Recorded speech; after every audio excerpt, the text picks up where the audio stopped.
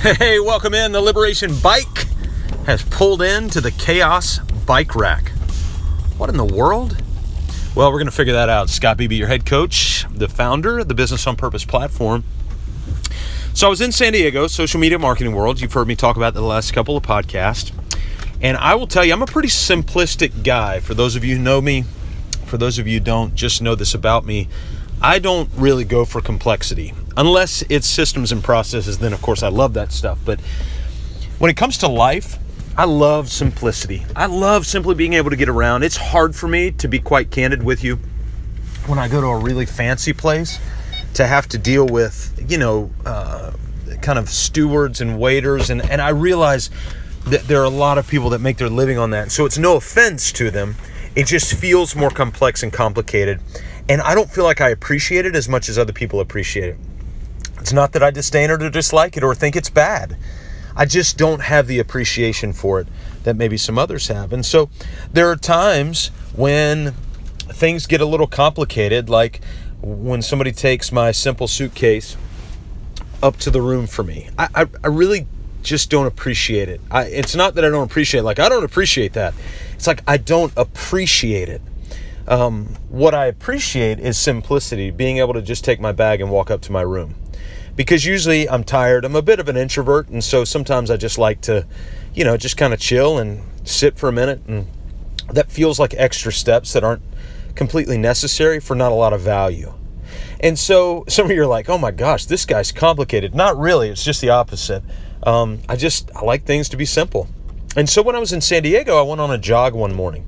And I love going on runs in new towns because through jogging, you kind of get to see different areas that you probably wouldn't see in an Uber or a bus or, anything, or a subway or anything like that. So I was jogging.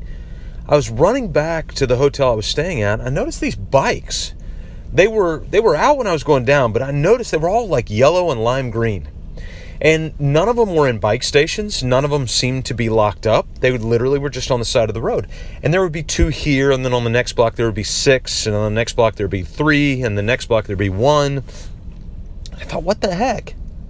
And so we went out to an event, and one of the guys said, hey, have you taken one of the OFO bikes? I'm like, what is that? And he goes, you seen all those yellow bikes on the side of the road? I was like, yes, what is that?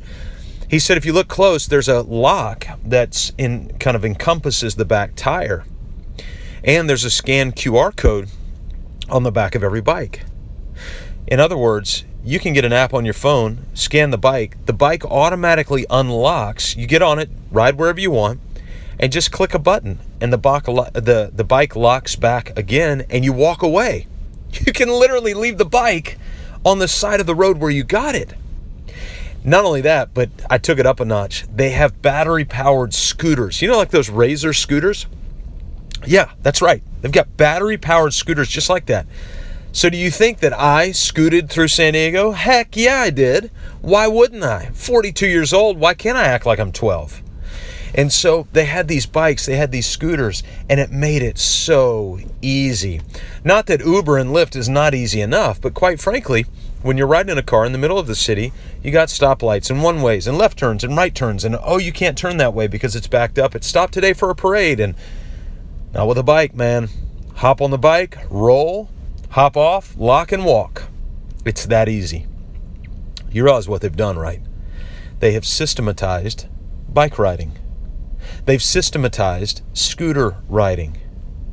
And they've changed the game. Now, I know there's going to be a host of questions and probably things that nobody's thought through and all of that, but the bottom line, you can systematize and process anything. And when you do, there's now value for other people. See, because OFO and some of these other companies decided to democratize bike riding by systematizing bike riding, it now offered me benefit that I didn't have before.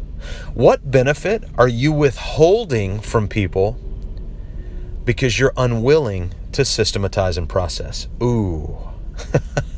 As the old song goes, it cuts like a knife. I probably won't sing again like that.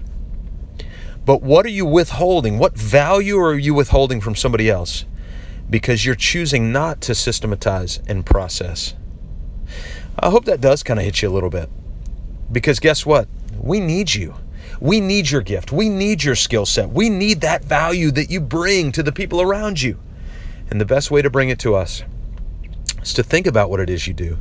Systematize it and process it in such a way where we can have access to it. I really appreciate you. I appreciate what you're building, what you're working on. I know it's hard work, but we value that here.